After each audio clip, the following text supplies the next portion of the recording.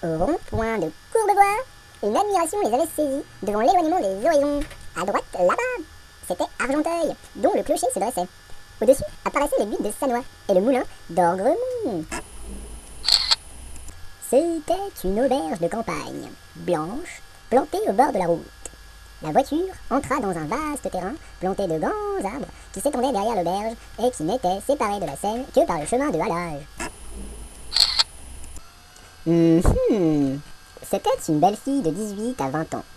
Une de ces femmes, grande, mince de taille et large des hanches, dont la rencontre dans la rue vous fouette d'un désir subit et vous laisse jusqu'à la nuit une inquiétude vague et un soulèvement des sens.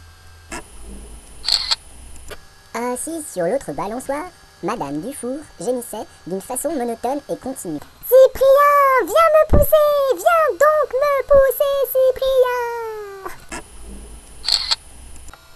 Une friture de Seine, un lapin sauté, une salade et du dessert, articula Madame Dufour d'un air important. « Vous apporterez 2 litres et une bouteille de Bordeaux, » dit son mari.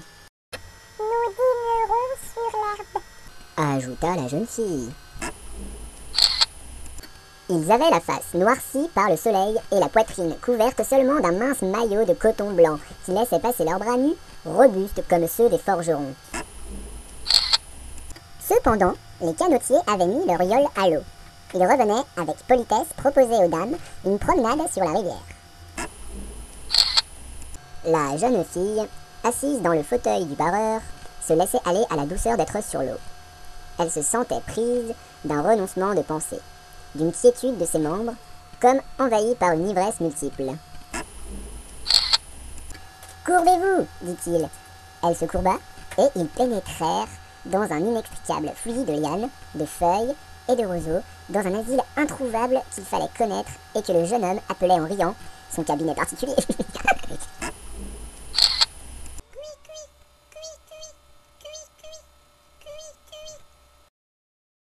Il ne parlait pas de peur de le faire fuir.